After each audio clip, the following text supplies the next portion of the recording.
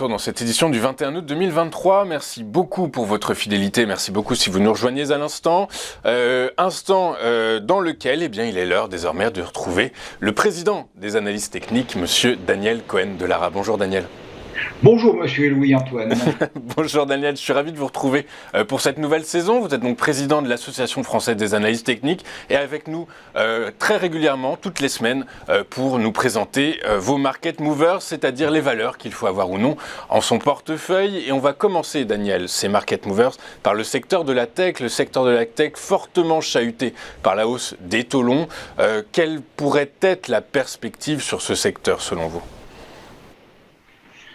Alors oui, les taux longs et également une baisse de la consommation de produits électroniques depuis quelque temps. Alors, on a un graphique ici du secteur du Stoxx 600, du secteur de la technologie. Alors on retrouve les schémas que l'on a vus aussi bien sur ce secteur que sur les autres, à savoir sur le graphique la fin du rallye post-Covid qui nous a amené à l'automne 2022.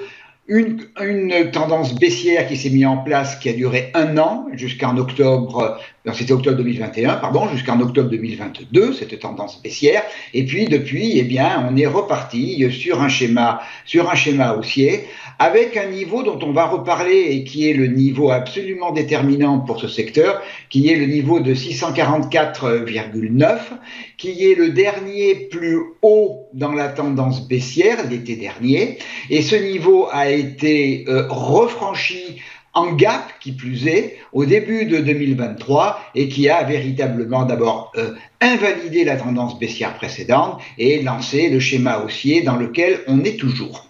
Alors, on est arrivé sur cet été, pendant une dizaine de semaines, à l'intérieur d'un range entre 694 et 742. Alors, quand on est dans un range comme ça, la question qui se pose, est-ce que c'est une période d'accumulation, c'est-à-dire que les grosses mains accumulent des actions pour aller plus haut, ou de distribution, c'est-à-dire que justement, les grosses mains ont tendance à se séparer du papier. Et là, ça fait donc 2 semaines que l'on est sorti du range par le bas. On était donc dans une période une structure de distribution. Donc maintenant, il faut plutôt regarder vers le bas. On a 2 éléments techniques qui plaident pour le moment en faveur d'une consolidation de ce mouvement qui demeure haussier, qui est tout d'abord la moyenne mobile exponentielle 34 qui, pendant la période de hausse post-Covid, a fait support. Elle a fait résistance pendant l'année de baisse et puis on l'a refranchie au début de cette année. Et là, la semaine dernière, en clôture, on a cassé cette moyenne mobile 34 périodes, exponentielle 34 périodes.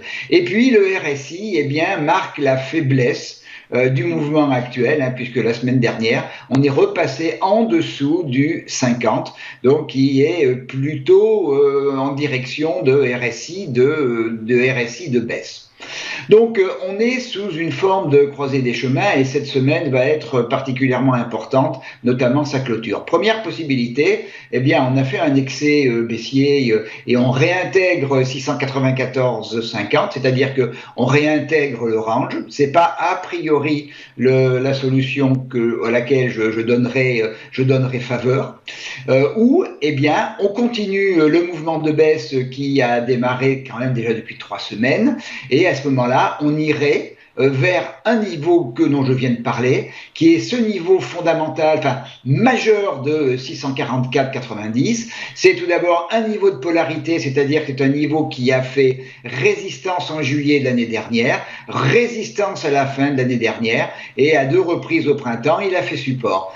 C'est également l'objectif de sortie baissière du range, c'est-à-dire le report vers le bas de la hauteur du range. Ce sont les petites flèches vertes. Et puis, comme je l'ai indiqué tout à l'heure, c'était le dernier plus haut dans la tendance baissière. Donc, premier objectif, ce niveau majeur, 644,90, et on verra si on y va d'abord, si on rebondit, ou si la baisse continue. À ce moment-là, ce serait un peu plus grave, parce que le niveau juste en dessous, c'est le gap entre 625 et 630, qui est le gap qui a été ouvert en début d'année, qui a lancé véritablement ce mouvement haussier, et la rupture déjà de 644,90, eh bien, invaliderait la tendance haussière qui a démarré en octobre, et la rupture du gap, eh bien, ramènerait d'abord vers 570, puis vers 504.